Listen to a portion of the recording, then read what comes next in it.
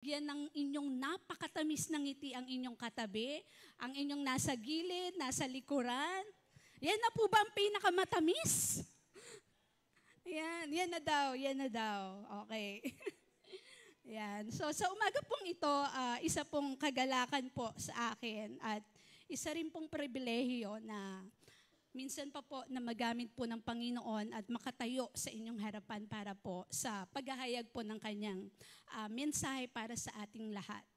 So dahil po dyan, nais ko pong i-appreciate yung aking asawang napaka-pogi. Yan.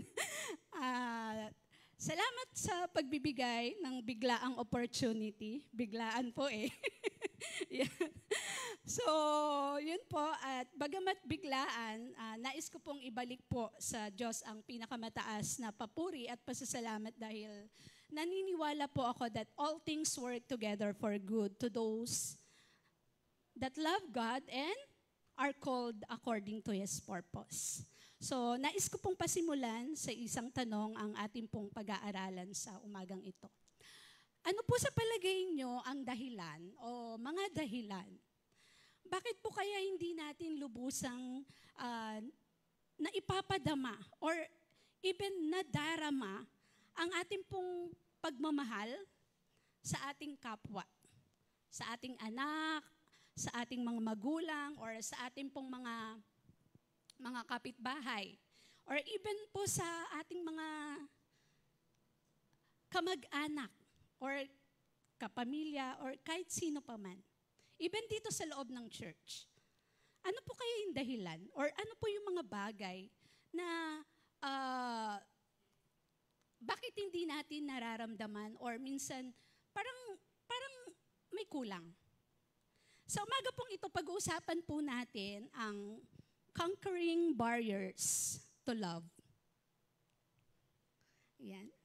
Pa-help po ng ating PowerPoint. At sasagutin po natin, of course, ang tanong base po sa isa sa marami pong kwento sa Biblia. At isa po sa kwento, dadalhin ko po kayo sa isang kwento sa Old Testament. So habang ipina-flash po yung ating pong title ng ating pag-uusapan. So ito po yung isang minor prophet, o isa siya sa, may 12 pong minor prophets. Okay? At isa po siya. Ito po ay si Propeta Jonah. Yan. Sa mga young people dito na nag-Sunday school, alam na alam natin yan. Tama? Ang kwento ni Propeta Jonah. So sa umagang ito, isang malaki pong pagpapala dahil sa totoo lang po, yung pong kwento po ng ating pag-uusapan ngayon ay personally ay ang laki pong epekto ng pagtuturo sa akin, personal ng Panginoon, sa aking spiritual walk. So, ito po ay isa po sa natutunan ko po at narinig na mga paalala po. So, God deals me with this story in the Bible. So, mamaya po, maikukwento ko rin po, ano po ba yung epekto na sinasabi kong yun?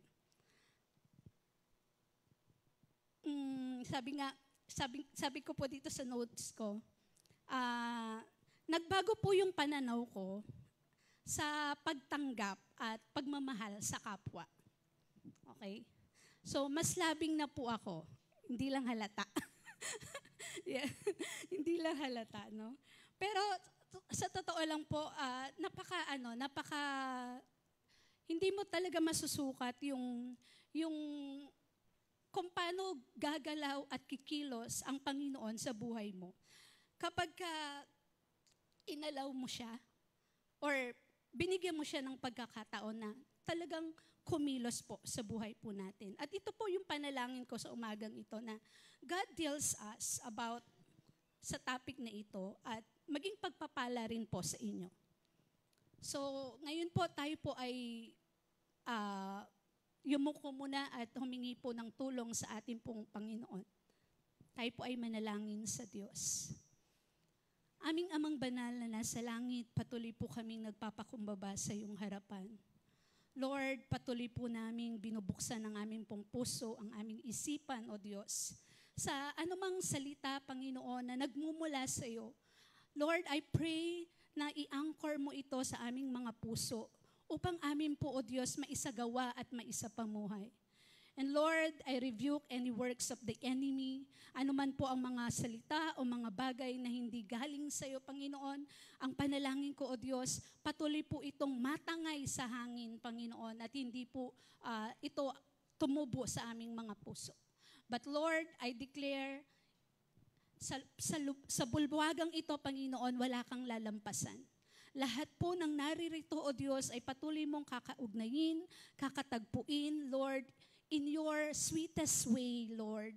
And I pray, Lord, for your Holy Spirit to minister, Panginoon, sa bawat area at aspeto ng buhay namin na nangangailangan ng tulong mo. Touch each one of us, Lord. In the name of Jesus, this is our prayer. And everybody says, Amen. So, again, sabi ko nga po, ang topic po natin or ang title ng ating pag-aaralan ay Conquering Barriers to Love. So pag-aaralan po natin yung buhay ni Propeta Jonah. Makikita po natin, kung meron po kayong time, 4 na chapters lang po meron ang book ng Jonah. Kahit ngayon po, magbasa kayo, so mga 10 minutes, tapos nyo na po yung basahin. Okay? So, sobra pong napaka-interesting po ng buhay ni Prophet Jonah dahil isa po nga siya sa 12 minor prophets. At alam niyo po, ang propeta po sa Bible, kadalasan sila po yung nakakakuha ng mensahe ng Panginoon para ihayag. Yung mensahe na ito ay ihahayag sa mga tao. Okay? Pero, kakaiba po si Prophet Jonah, very unique dahil po, yung mensahe na na-receive niya sa Panginoon ay hindi lang po para sa tao, kundi yung mismong propeta ang kinaugnay ng Panginoon or yung mismong propeta ang kinakaugnay or kinakausap ng Panginoon. So, sabi nga po sa Jonah, tatalakayin po natin yung buong kwento ni Jonah. So dito po, bigyan ko po kayo ng overview about po sa buhay ni Jonah. Una po, in Jonah 1:2, yan po. Makikita po natin dito, sabi dyan, pwede niyo po ba akong sabayan sa pagbasa? 1, 2, 3, go. Pumunta ka sa Nineveh na isang malaking lungsod. At sabihin mo sa mga taga roon na umabot na sa aking kaalaman ang kanilang kasalanan. So number 1 na makikita po natin na sa paggalaw o pagkilos sa buhay ni Jonah, siya po ay meron pong challenging or mahirap na assignment. Yan. Ano po yung assignment niya? Ano sabi po ng Panginoon sa kanya? Pumunta siya sa Nineveh. Nineveh. Yes. So, sabi doon, isang malaking lungsod. Okay? Great. Pag sinabing malaki, it's great. Dito po sa atin sa Pilipinas, ang kapital po ng Pilipinas ay Manila. Very good. Yan. May ano tayo ngayon? Geography. So, Manila ang kapital ng Pilipinas. Sa Assyrian or sa Assyria, ang Nineveh po ay isa po sa yung capital or city. Assyrian city ay Nineveh. So sabi po diyan, napaka-great po ng bayan na ito. Hindi lamang po 'yun dahil sa mayaman na syudad, kundi mayaman din, sabi, ano pa yung great na meron sila? Kanilang kasalanan. So sabi doon, umabot na sa Panginoon yung labis na kasalanan ng bayang Nineveh at inutusan niya si Jonah, si Prophet Jonah. So maaari po na lahat tayo po ay hindi po tinawag na maging propeta katulad po ni Jonah. Tama po ba? Nag-agree po ba kayo sa akin? Hindi po tayo lahat na tinawag na sabihin, oh Red, ikaw pumunta ka doon sa Baguio. At sabihin mo ito. At least malapit-lapit lang, di ba? O ikaw, Brother Renan or Brother Ben, pumunta ka doon sa Samar at ipahayag mo na ang kanilang syudad ay napakalaki na ng kasalanan at umabot na sa pansin ng Panginoon. So sabi po dito, lahat tayo po, meron pong kanya-kanyang pagtawag. Ano man po ang pagtawag sa iyo ng Panginoon, maaaring ikaw ay tinawag ng Panginoon para sa inyong angkan, para sa iyong pamilya, nadalin mo sila sa Panginoon, o tinawag ka para mangaral ng salita ng Panginoon or maghayag ng salita ng Diyos. Whatever yung assignment na meron po tayo. Yan. Katulad din po ba tayo ni Jonah? Sabi po diyan, nahirapan siya. Bakit siya nahirapan? Kasi pangalawang nakita ko po dito sa ating pong pag-aaralan. Sorry. Yan, nakita ko po yung pangalawa na katangian or yung paggalaw sa buhay ni Jonah ay yung steadfast stubbornness o yung matatag na katigasan ng ulo. Matatag na katigasan ng yung stubbornness talaga. Yung tipo bang gamitin ko, sorry for the term, pero gagamitin ko na po. Yung ang kapal ng mukha, na halimbawa pagka kayo magkakaibigan, nag-ambagan kayo, tas siya wala siyang inambag. Pero pagka nagkainan na, siya pa yung maraming kinain. So ganun yung kakapalan or ganun yung ang tatag mo naman. Di ba? So, ganun nilalarawan yung stubbornness ni Jonah. Bakit? Kasi po, sa halip na siya ay pumunta sa bayan ng Ninive, makikita po natin in verse 3, sabi doon, sa halip na sumunod, ipinasya ni Jonah na takasan si Yahweh. Nagtungo siya sa Joppa, yan. At doon ay nakatagpo ng isang barkong patungong Tarsis. So, pagpalagay po natin, ang Panginoon ay inutusan po tayo na pumunta po tayo sa Baguio. Pero, ang ginawa natin, instead na sumakay tayo sa Victory Liner papuntang Baguio, pumunta tayo ng BLTB. Papunta ng nag-endorse pa no? Papunta ng South. Okay? Or papunta ng probinsya ng doon sa South. Sa Bicol. Yan. Ganon po katigas ang ulo ni Jonah. At makikita po natin, sabi po doon, pagkatapos niyang magbayad ng pamasahe, sumakay siya ng barko para maglakbay kasama ng iba pang mga pasahero patungong Tarsis or Tarsis sa Tagalog. So sa ganitong paraan ay inakala niyang makakatakas siya kay Yahweh. So dito po, pasuyo nung sa English version. May gusto lang po akong idiin or ipunto in verse 3. Sabi po diyan, but Jonah ran away from the Lord. Alam niyo po, kapag binasa niyo po yung English version po, paulit-ulit po, but Jonah. But Jonah. So pag tayo po ay nag-aaral ng salita ng Panginoon or pag tayo po ay nagbabasa ng Biblia, kapansinin po natin yung paulit-ulit. Okay? Yung paulit-ulit na lumalabas na praises. Bakit po? Kasi meron po yung diin na nais ituro. So dito po, ayan po yung lumalabas. But Jonah ran away from the Lord. Then, sa mga succeeding verses, makikita rin po natin uli, but Jonah, sabi ng Panginoon, God tells Jonah to go to this place, but Jonah. Then God tells Jonah to do this, but Jonah. So may battling na si Jonah sa Panginoon.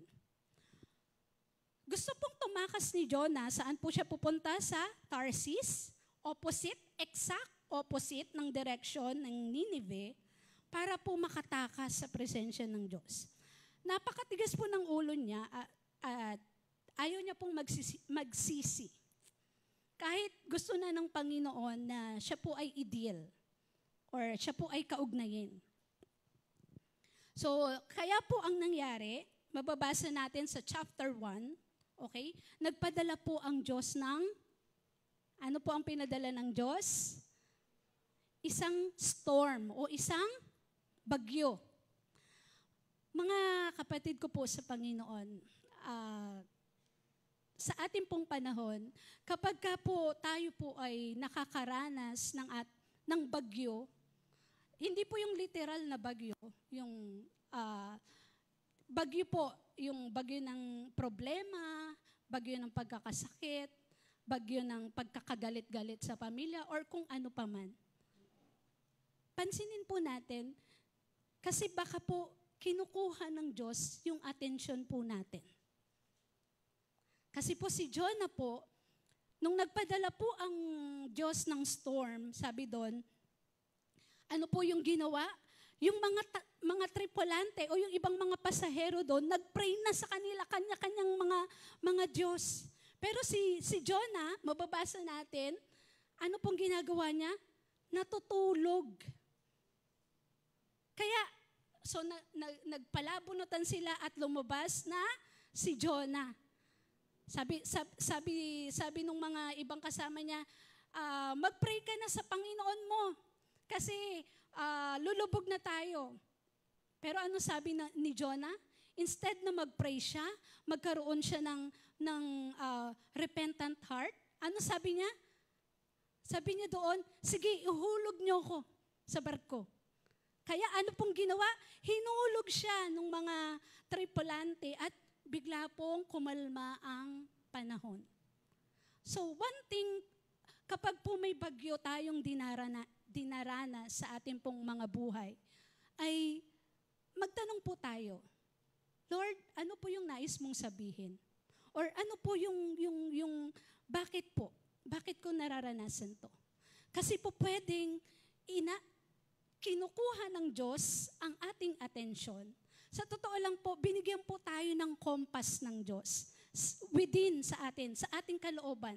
Na kapag may nangyayari, dapat ang tugon natin, lumapit tayo sa Diyos, magpakumbaba tayo sa Diyos. Kaya lang ang kadalasan, katulad ni Jonah, opposite yung ginagawa natin. Nakakaranas tayo ng mga ganitong bagay, ng problema, ng pagkakasakit. Instead na lumapit tayo sa Diyos, papunta sa Panginoon, anong ginagawa natin? We do the opposite side. Nagtatampo tayo sa Diyos.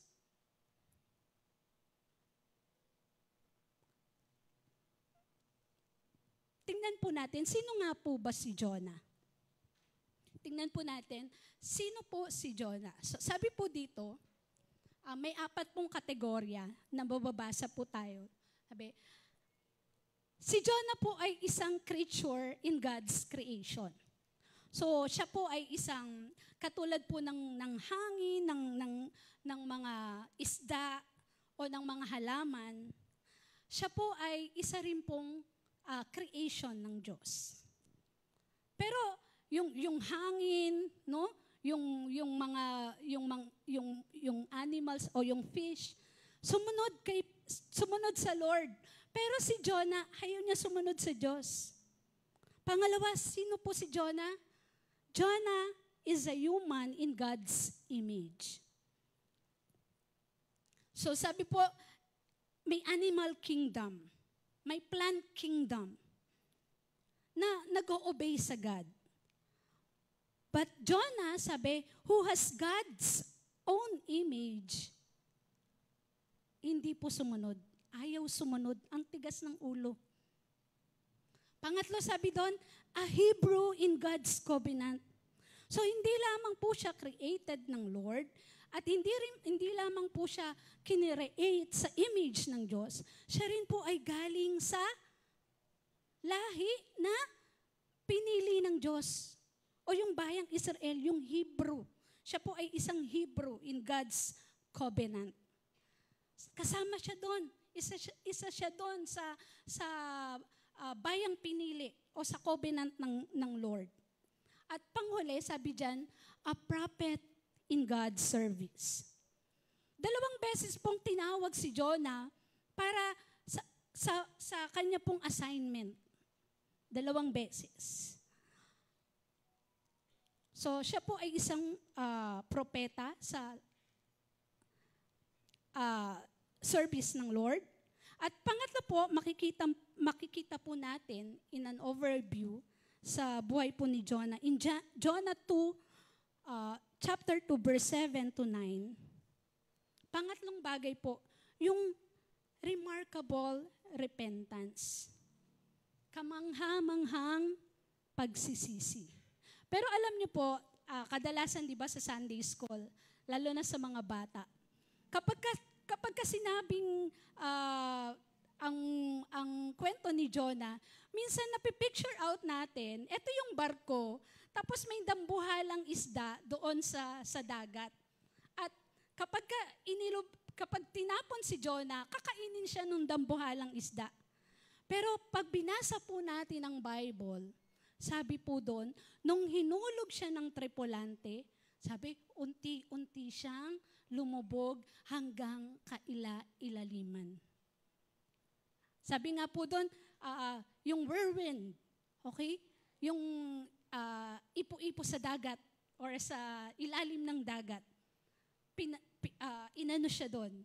And then, may mga seaweeds, may mga halaman na pinaluputan.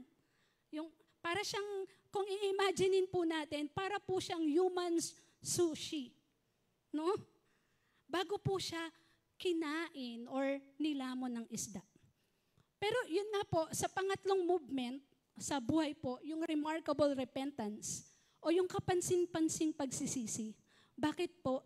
Kasi, sa totoo lang, nung chapter 1, hindi po natin makikita na nanalangin si Jonah.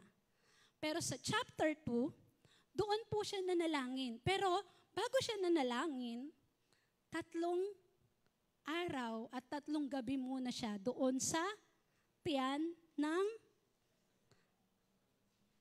ng isda. So sabi siguro ng Panginoon doon sa isda, ikaw, may assignment ka.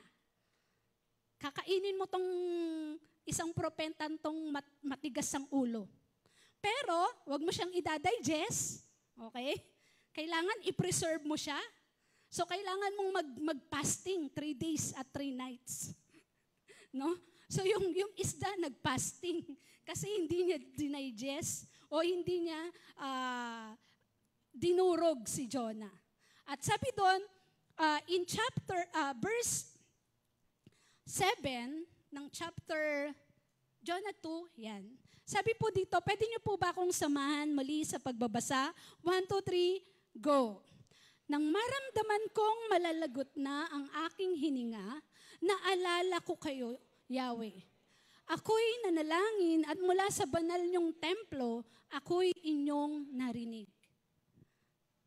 Mga kapatid, ilan po sa atin dito na kapag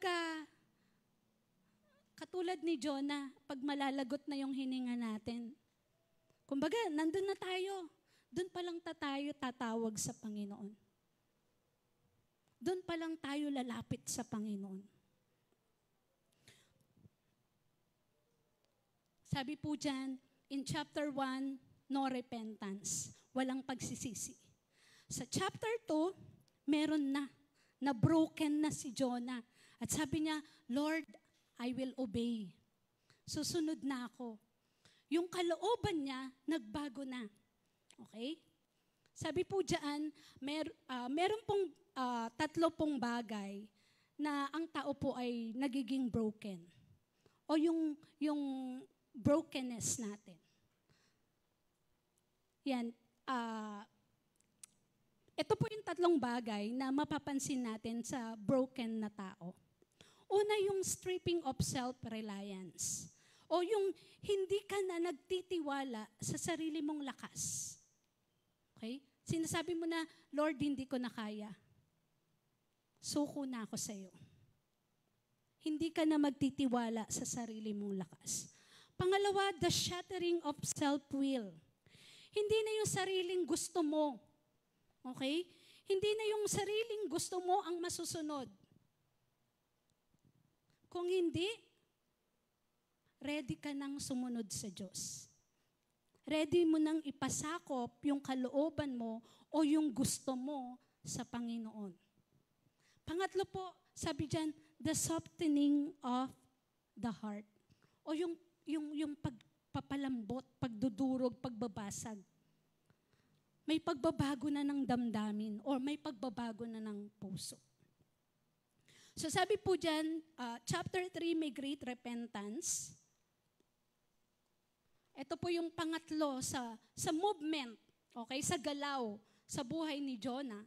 So, nung inuluwa siya nung isda, okay, pagluwa ng isda sa kanya, pagkita niya, uy, nakawala na ako sa dagat or sa tiyan ng isda.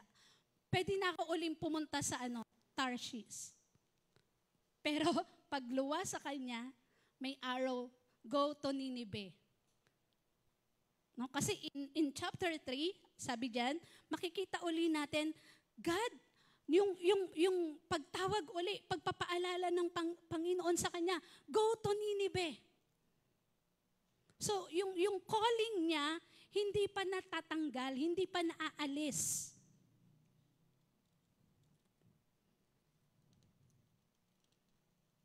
At sumunod nga po siya, katulad po ng binanggit ko kanina, dahil na-broken na po siya. No? At nung nangaral siya, ito po yung kagandahan eh. Nung nangaral po siya sa hari, sa bayan ng Nineveh, ano po ang nangyari? Nag-repent. Ang lahat, pati mga hayop, pati aso, kambing, kalabaw, lahat sila nag-repent. Kasi sabi ng Panginoon, sabihin mo sa kanila, gugunawin ko na yung kanilang bayan. Pero nung nalaman to ng hari, siya ay, sabi doon, sila po ay nag-ayuno at humingi ng tawad sa Diyos. And then, sabi po doon, yun po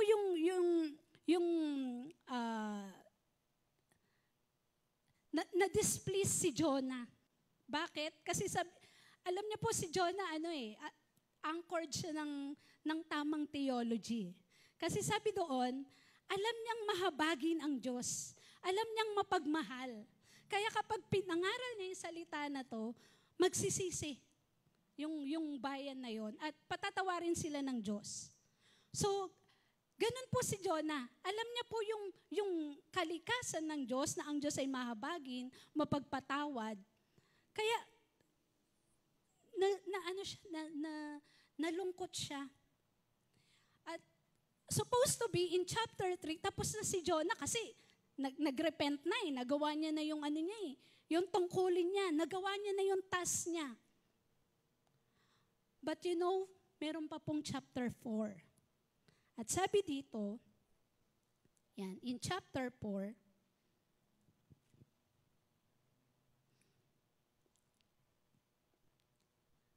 chapter 4 ay 1 and 2. Yan. So sabi po sa chapter 4, verse 1 and 2. Basahin ko po dito. Ayan. Yan po, yung muli siyang pinabalik sa Nineveh at nagrepent. Yan. Jonah chapter 4, verse 1 and 2. Yan. So, basahin ko na lang po. Sabi po dito, Jonah chapter 4, verse 1 and 2. Ngunit dahil dito, nalungkot si Jonah at siya'y nagalit, sapagkat hindi niya nagustuhan ang pagpapatawad ng Diyos sa Nineveh. Kaya't siya'y nanalangin, O Yahweh, hindi ba, bago po ako magpunta dito, ay sinabi kong ganito nga ang gagawin nyo. At ito ang dahilan kaya ako tumakas patungong Tarsis. Alam kong kayo ang Diyos na mahabagin at mapagmahal, hindi madaling magalit at wagas ang pag-ibig. Alam kong lagi kayong handang magpatawad. So sabi po doon, in chapter 1, 2, 3, sabi, God got His mind. Nakuha ng Diyos yung kanyang pag-iisip o yung kanyang kalooban. Second, God got His will.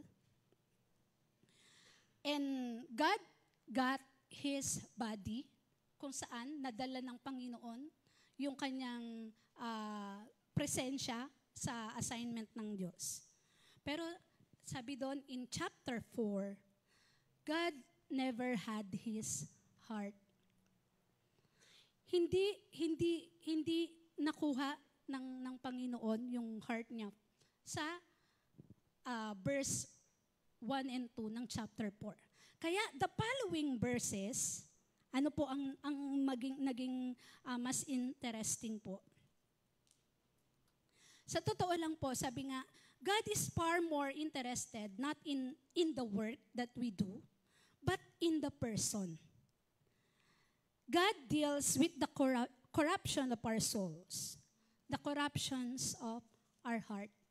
Mas gusto po ng Diyos, hindi yung, yes, pwede kang sumunod, pwedeng yung presensya mo nandyan, pwedeng ginagawa mo yung bagay na ginagawa mo, pero pwedeng ang mga bagay na ginagawa mo, wala kang pag-ibig o pagmamahal dyan. So sabi po dito, the moment we got born again, God gave us a new nature. And that nature should reflect the nature of God. So sabi po, the Holy Spirit poured out His love in our hearts. That love should flow from us to others. So dapat po yung pagmamahal na ito o yung pag-ibig na ito ay nung the moment na na-born again po tayo. Dapat po, yung nature ni God, ang ating pong naipaparanas din sa iba. Pero, bakit po natin hindi maramdaman? 3 bagay. Number 1, barriers. Una po, sabi po dyan, yung barriers ng pagiging ethnocentric o yung ethnocentricity. The issue of pride and prejudice versus loving without partiality. So ano po ba yung ethnocentricity? Ito po yung tumutukoy sa ugali ng mga tao na tingin nila mas superior sila sa iba. For example po, ito po, totoo po, nakikita ko po ito, hindi lang po dito sa church, sa ibang mga churches, even nung nasa Tondo pa po ako, meron po tayong pinanggaling ng mga probinsya. Tama po? May taga Pampanga, o mga Kapampangan, may mga Bicolano, may mga Bisaya. Alam niyo po, bakit po ito nabanggit? Kasi katulad po ni Jonah, kasi alam niya sa sarili niya, isa siyang Hebrew. So, feeling niya, superior siya sa mga Ninevites. At balik po tayo in our context sa Pilipinas. Minsan po, bakit po nagiging hadlang? Bakit hindi po natin nararanasan yung pagmamahal? O minsan kahit dito sa loob ng church, hindi nararanasan yung pagmamahal, yung authenticity. Kasi minsan, pansinin niyo po, pag may magkababayan na parehong Bisaya, mag-uusap sila in their language. Tama po, sa kanilang lengguwahe. Na yung iba, hindi nakaka-relate. Kaya feeling ng iba, hindi sila belong. Hindi sila kabahagi. Kaya, hindi po ako galit, no? Hindi po ako galit kung kayo po ay nagbibisaya or whatever. Pero Nawa ako po, personally, I encourage everyone na maging maingat po tayo at maging sensitive. Kasi minsan may mga tao po na ito po karanasan ko to personal. Nung nasa Tondo po ako, marami pong kapampangan ang umaatin. At kapag nandun po ako, yan, bigla sila magkakakapampangan.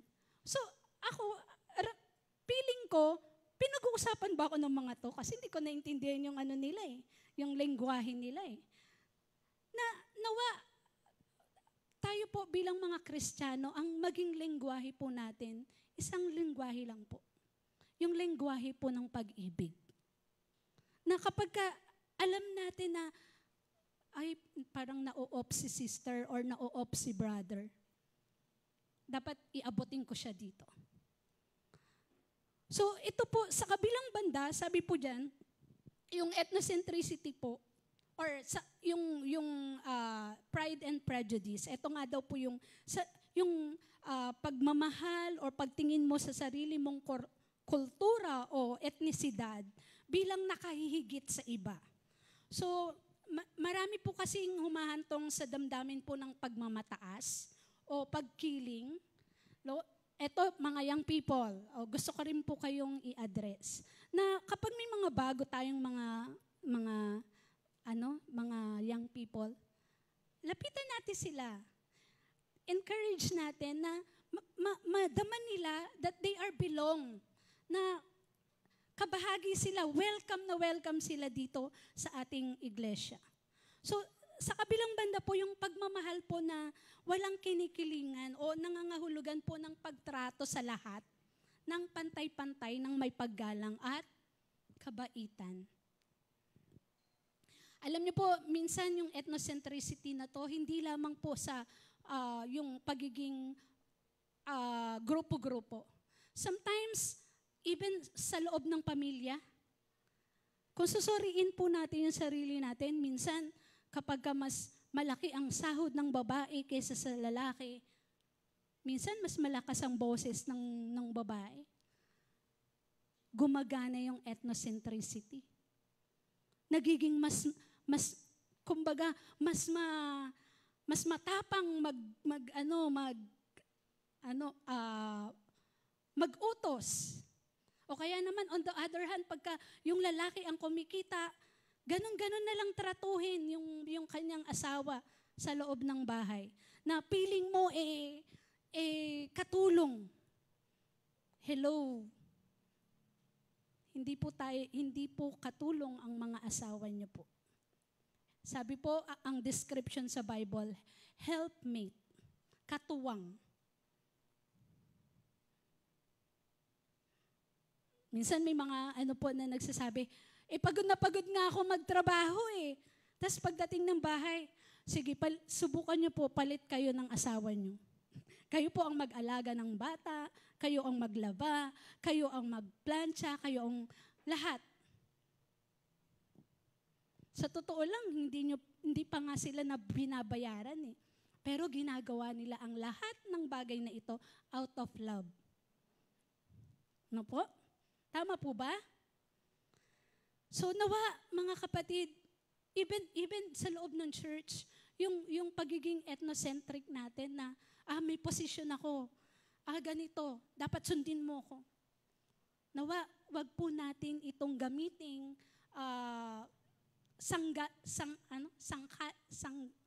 sangkalan. Then next po, sabi dito, nakakalungkot po kasi isipin na kung susuriin, kung susuriin po natin yung puso natin,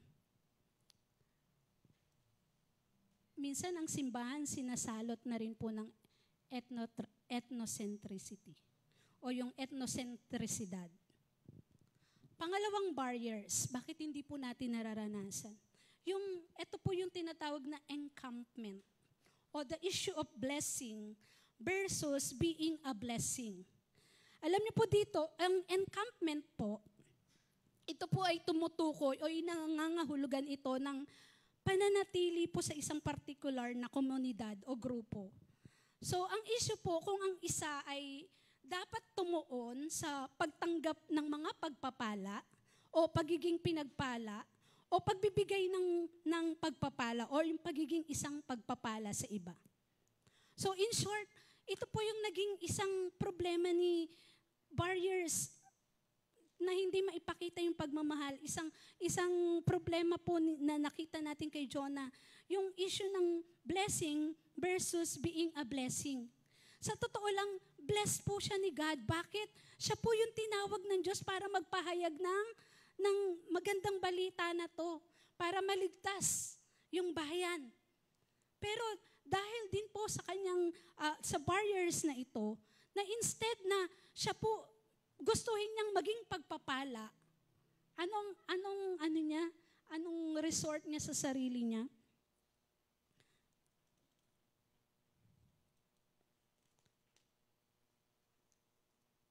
Nainis po siya sa Lord, di ba? Kasi sabi niya, eto na nga Lord, alam ko na nga kapag ginawa to, patatawarin mo sila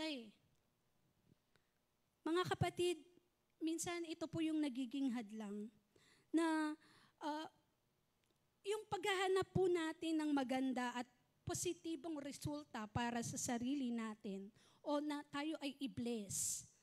Mas madalas ito yung, ano yung mapapakinabangan ko dyan? Ano yung magiging ambag niyan sa akin? Kaysa sa, ano yung magiging ambag ko sa iba? So, ito po ay sinasaliksik po natin, no? Yung pansariling interes at responsibilidad sa komunidad. Ano po yung mas lumalabas sa atin? Yung interes po ba nating personal o yung kapakanan po ng iba? Then pangatlong barriers po, sabi po dito, at malapit na po tayong magtapos. Yung entanglement. Ayan.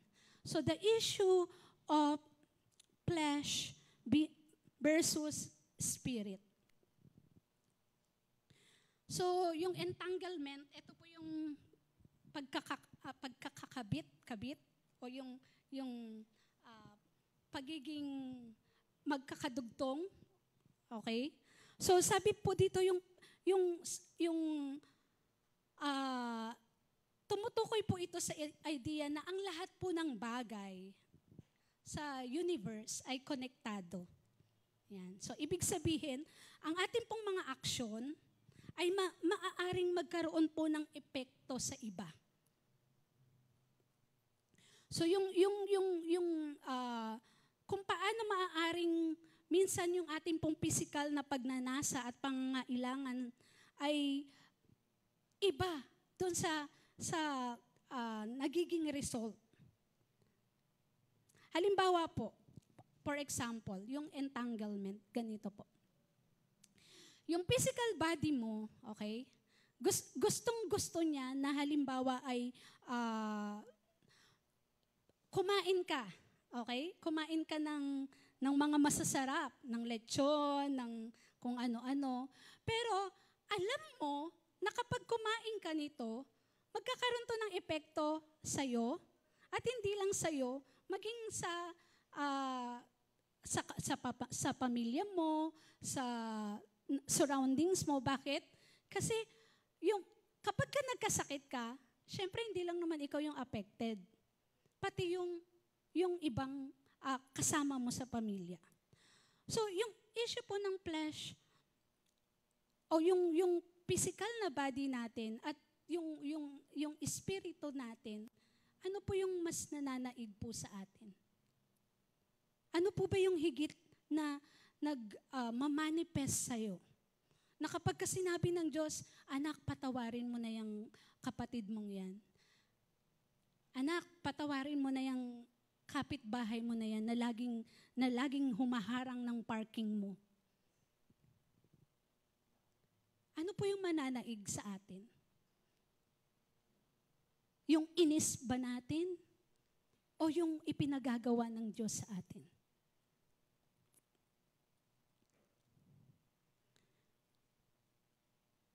Alam niyo po lahat po ng bagay, sabi nga, God appointed everything. Sa buhay po ni Jonah, 5 bagay po. Sabi po dyan, una, God appointed the wind. So, ipinahintulot ng Diyos yung storm o yung bagyo. In chapter 1. Sabi doon, God appointed the fish. O inappoint niya, binigyan niya ng task yung isda. O yung malaking isda. And then sabi po dyan, in Jonah chapter 4 verse 6, God appointed a plant. At dito na po. Sabi po dito, in John chapter 4 verse 6, allow me po to read. Pinatubo ng Diyos na si Yahweh sa may tabi ni Jonas ang isang malagong halaman na nagbibigay ng lilim sa kanya. Labis naman itong ikinagalak ni Jonas. Alam niyo po, ito lang po ang kaisa-isang verse na makikita natin na si Jonah po ay, sabi doon, na nagalak. So kung titingnan natin from chapter 1 hanggang dito, ay para po siyang isang suicidal na propeta, na lingkod ng Panginoon.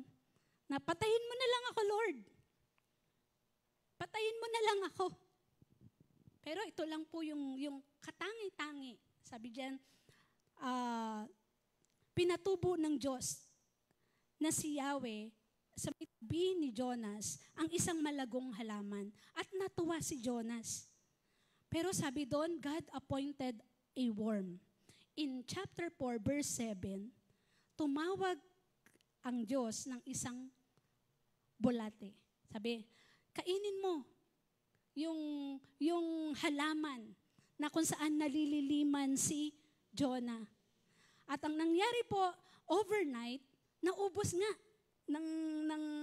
ng worm yung plants. So, hindi ko na po alam kasi wala pong sinabi kung ano pong ginawa ni Jonah doon sa worm, no, sa bulate. Pero sabi po doon, minsan pa, in chapter 4, verse 8, sumikat ng matindi ang araw at umihip ang nakakapasong hangin, halos mahilo si Jonah sa tindi ng init, kaya sinabi niya, mabuti pang mamatay na ako. No? After niyang magalak in verse 4, ito na naman, suicidal na naman si propeta. Mamatay na lang ako. At alam niyo po, kaya po ginawa ng Panginoon to sa kanya. Yan. So sabi doon, may misplaced po kasing affection si Jonah. Bakit? Kasi nung yung halaman ay tumubo at lumago at kinabukasan namatay, nalungkot siya. Pero hindi siya nalulungkot na yung 120,000 na mga Ninevites ay mamamatay kung hindi siya mangangaral at hindi magbabalik loob sa Diyos. So may misplaced affection. May maling kinalalagyan yung kanyang pagmamahal o yung pagtingin. So sabi nga po sa unang kabanata, ang Diyos ay humarap kay Jonah na isang matatag pero sa paraang agresibo. Medyo marahas. Bakit po? Nagpadala ang Diyos ng bagyo. So in chapter 4, sabi po dyan, hinarap ng Diyos si Jonas na isa pong napakamalungmanay at banayad. So sabi po doon, sa loob ng maraming taon, no, sabi ng Panginoon sa kanya, wala kang, yung halaman na yan, wala kang ginawa. Hindi ikaw ang nagtanim niyan. Hindi ikaw ang nagpatubo. Hindi ikaw ang nagdilig. Pero itong mga Ninevites, ako ang lumikha sa mga taong ito. Nakita niyo po, yung transformation ng heart ni Jonas sa pagsasabi ng Lord na hindi mo yan pinagtrabahuhan. Wala kang pagmamalasakit sa mga taong ito. Allow me po yung aking karanasan na i-share po sa inyo. Sa loob po ng maraming taon sa ministry or sa ministeryo, pakiramdam ko po, mas pinahahalagahan ko ang ministeryo kaysa sa pagsunod sa Diyos. Kahit na pumahal ko ang Diyos, at nagagawa ko naman po yung pagmi-ministry, kahit po lalo na po nung nakilala ko ang Lord when I was in high school. Nais ko po siyang paglingkuran ng tapat. Pero hindi ko po nakita na meron po palang corruption or katiwalayan sa akin pong kalooban. Nais ko pong paglingkuran ng Lord sa sarili kong kondisyon. Na parang sinasabi ko, Lord, paglilingkuran kita pero on my own terms. Dapat ganito, Lord. Dapat okay kami, dapat may ganito kami, dapat ganito. Sa totoo lang po, ang laki pong tulong ng Living Waters, ng CGR, na mailabas lahat po ng mga hinanakit, ng mga sakit na ating pong naranasan. But may isang bagay po na yun nga po tinuturo rin po sa CGR na minsan nilalagay lang natin sa ilalim ng basahan.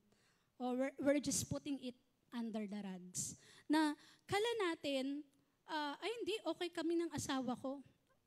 Okay kami, maayos kami.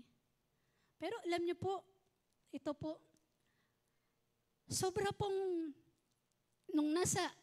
alam ko po, nabanggit na po ito ni Pastor, ilang linggo na pong nakakaraan, nang umattend po kami ng IDC.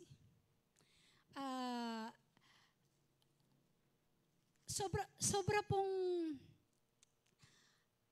yung may isang pastor po doon, si Pastor Jaya Chandran, nag-preach po siya patungkol sa pagpapatawad.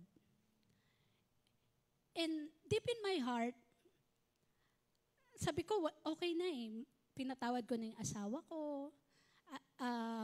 Meron po kasi kaming papaalaw niya. Meron po kasi kaming, ngayon lang nagpaalam eh, no? Meron po kaming pinagtalunan, hindi po bagay sa pamilya, kundi outside the family, na sobra po akong nasaktan. And dinala ko po yun, although nagsabi kami, kasi sabi nga, di ba, confess to one another. So nung nag-usap kami, okay na ako. Pero nag-aantay ako nang meron siyang gagawin. Pero hindi niya ginagawa. And during ng sermon ng pastor na yun, grabe po yung impact ng sabi ng pastor, let go of your bitterness sa iyong asawa.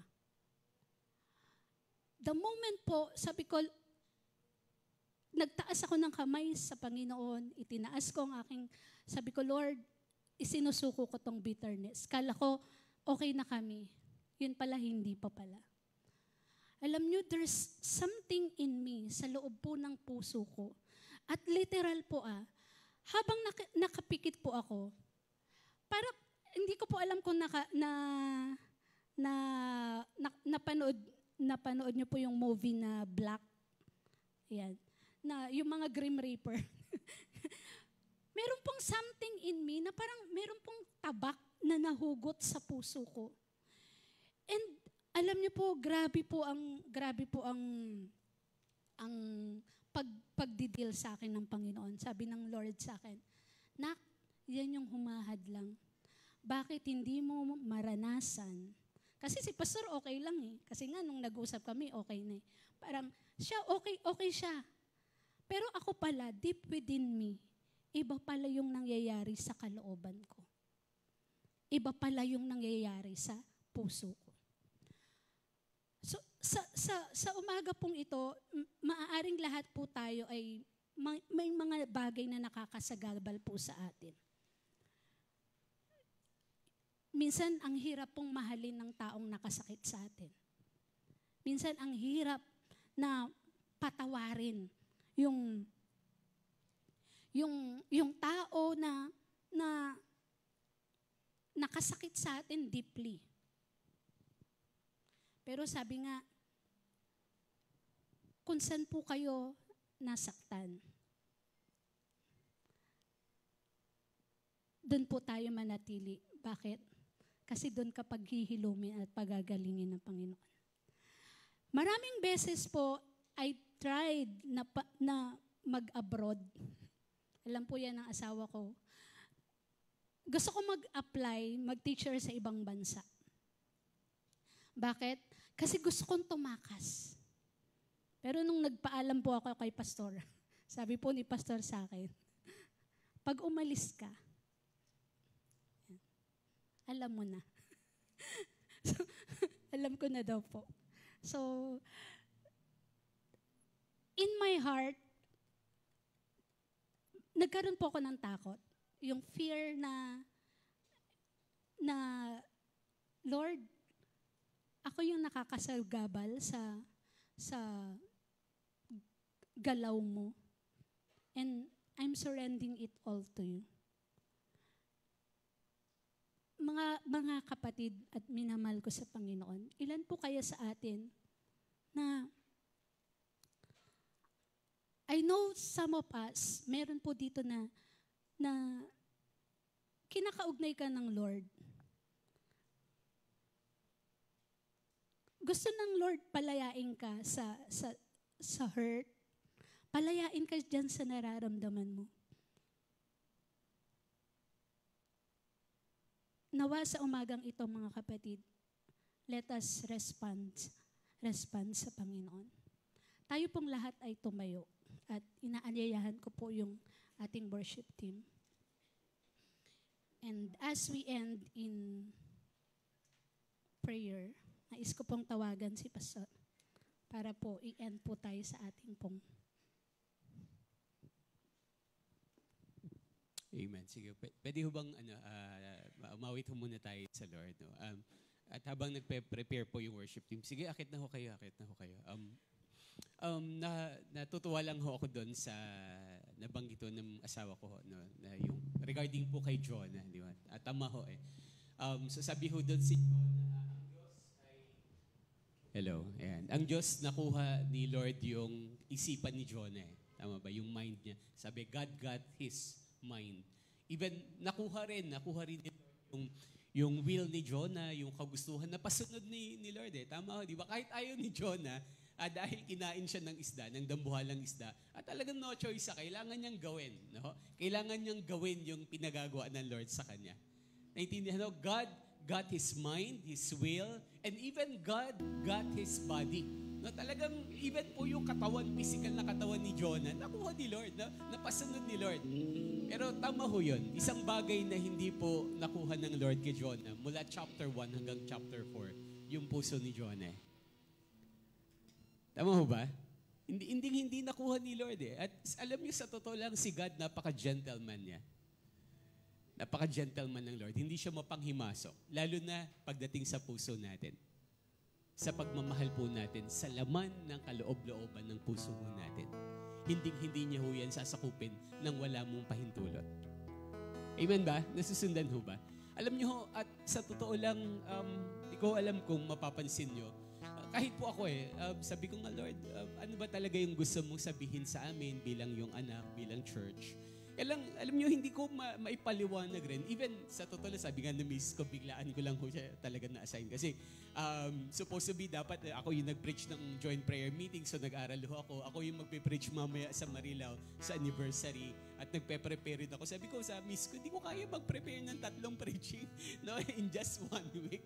So, sabi ko, tulungan mo ko, kailangan ko ng tulong. Kaya kahit biglaan at talagang short time ng pag-prepare, ay sabi ko tulungan mo ko kasi wala kailangan ko yung ng tulong. Pero alam niyo, kung papansinin natin, talagang makikita natin yung sa mga series ng dealing ng Lord sa atin as a church. No, dito po sa atin. Pakikita natin na ang Lord gusto niyang gumalaw sa buhay natin, sa pamilya natin, sa ministry or sa church na ginagawa natin. Pero hindi ho malayo. Sometimes may hadlang ho kasi talaga eh. Kung papansinin ho natin, may hadlang. Aho. Minsan may ready na ang Lord na pagpapala, gusto niya nang i-answer yung prayer mo, gusto ko nang gamitin ng Lord. Pero there's something in us, sometimes na humahadlang kung bakit hindi gawin ni Lord yun eh. At alam niyo kung minsan yung pinakapuso ho natin po yun talaga. Yung laman ng puso natin eh. At totoo ho, alam niyo, sabi nga, no, ang asawa ko, ako ho, and some of us here na nandito, naniniwala ko, alam niyo kung talagang makikinig lang tayo intently kay Lord, no, sasabihin niya, ibubulong niya sa atin eh. Mangungusap siya, anak, ito yung humahad lang. Para yung para sa pagpapala ko sa iyo, paggalaw ko sa buhay mo, sa pamilya mo, yung answered prayer na matagal mo nang hinihingi, ito yung bagay na nagiging dahilan kaya hindi ko maibigay sa iyo. At may kanya-kanya ho tayo. Tama ho ba? Possible, some of us here, yun nga yung unforgiving spirit, no, na para bang talagang ayaw mong i-let go yung taong nakasakit sa'yo. Di ba? Sometimes ka nakamove on ang saya-saya ng taong nakasakit sa'yo dahil nag-usap naman na kayo, pero ikaw, di ba talagang naghihimutok ka, di ba? Parang kasi hindi niya ginagawa yung ina-expect mong dapat niyang gawin. Naintindihan mo ba? At sometimes, no, parang hirap na hirap ka. At yun yung kadalasan kung minsan na nagiging hadlang ng Lord. Bakit hindi ka mapapagpala, hindi ka lumagulago, hindi ka magamit mightily rin ng Lord. At lahat tayo may kanya-kanya. Naiintindihan mo ba? At alam nyo, gusto ko pong i-remind ng bawat isa. Kung makikinig lang tayo seriously kay Lord, mga kapatid, uulit-ulitin ko. Kung makikinig lang tayo ng buong isipan, buong puso natin, maaaring sabihin ng Diyos yung bagay na humahadlang at maaari niyang tulungan tayo supernaturally, tanggalin ang lahat ng mga barriers. Naintindihan mo ba? At kay Jonah, yung barriers sa kanya, yung hadlang sa kanya, yung barriers ng kanyang pagmamahal eh. Naintindihan mo ba? Nandun yung everlasting love ng God eh. Pero yung puso niya, punong-puno ng galit. Diba? Punong-puno ng pagmabalaki. No? Na talagang yung galit niya sa Ninive. Kasi yung Ninive, ito yung umaalipin sa kanila eh. May time na talagang nung sinakop sila nito, under sila ng Assyrian Empire. And at ang Assyrian Empire, siya yung pinakamalakas na imperyo at the time. At yung Ninive po yung city. Nandun yung hari. Nandun yung pinaka-emperor at that time. At naaalala niya, posible, ito yung nagpahirap sa amin. Ito yung nag-alipin sa amin. Ito yung pumatay ng mga kamag-anak namin eh. Tapos papatawarin lang ng Lord, ganun-ganun na lang. Naintindihan mo ba? Ayaw niyang pumayag. Ayaw niyang mag-let go. Ayaw niyang bitawan. Hindi pwede. Hello? Naintindihan mo ba? Inampi kami nito, kalaman namin to, kaaway namin to, tapos patatawarin ni Lord? Mag-isa siya, mangisay siya. Tama ba? Tama, nasusundan mo ba? Totoo po ito eh. At yun ho, no, yun yung nakakalungkot kay Jonah. Totoo, ang ganda ng mga message ng Lord sa atin eh. Imbis na mag-pray si Jonah, imbis na mag-repent, mas gusto niya pang magpakamatay. At ginawa niya, tama, ginawa niya, di ba? Yung sige, hulog niyo na lang ako sa dagat. Kaysa mag-pray pa ako, kasi kakaugnayin rin lang ako ni Lord eh. Mas gusto niyang magpatiwakal sa dagat, pero ang Lord marunong eh. Hindi mo pa oras. Hindi mo pa oras. Sabi sa katabi mo, hindi mo pa oras, kapatid. Yan. At kailangan mo na lang talagang seryosohin si Lord. Amen ho ba? Alam niyo ho, mga kapatid, please, listen carefully. Huwag mo nang hayaan pa na lamunin ka ng dambuhalang isda at magpadala pa ang Lord sa'yo. Wag na ho natin. Wag na ho nating hintayin pa na may dambuhalang problema o pagsubok pa na dumating sa'yo para mag-repent ka. Para magpasiyasat ka kay Lord. Kasi baka hindi mo kayanin, hindi mo magustuhan. Naintindihan mo ba? Yun sabi ng Bible, ang Diyos minsan tatapikin ka niyan eh. Kukunin niya yung attention mo. No? Minsan padadala ka muna niya ng maliit na problema, pagsubok. No? Sabi nga miss ko, iba-iba yung kapamaran na pwedeng karamdaman, pinansyal na pangangailangan, pag-aaway sa bahay, di ba, problema sa trabaho, problema sa kapitbahay, no? Problema sa kaibigan. No? Sometimes kukunin ang Lord. Pero totoo ang Bible, sometimes nag-i-intensify kapag hindi tayo nagre-respond properly kay God. Naintindihan mo ba? No, pwede bang palakpakan po natin yung Lord ngayon? At pasalamatan natin ng Diyos. Hallelujah, Jesus. We worship you. We honor you, Lord. Sige, mas malakas pong palakpak po para po sa Panginoon. Nandito po ang Lord, nagsasalita siya sa atin, nangungusap po siya sa atin, at ang Diyos, naniniwala ko na handa hong ipadama ang kanyang pagmamahal, ang kanyang kapangyarihan, ang kanya pong banal na spirito sa ating kalagitnaan. Hallelujah. Jesus, we worship you. We welcome you, God. Father, we continually recognize your presence, Lord, sa lugar na ito, Panginoon. Kayo po ang pinakamahalaga sa lugar na ito, O Diyos. Hallelujah. Hallelujah. We worship you. We honor you, God. Panginoon, sambahin kayo, O Diyos. Dakilain ang inyong pong pangalan. Hallelujah. Sige, awitan po natin ng Panginoon. Let's worship God, no, ng seryoso sa lugar na ito. Huwag mo munang intindihin yung katabi mo, kapatid. At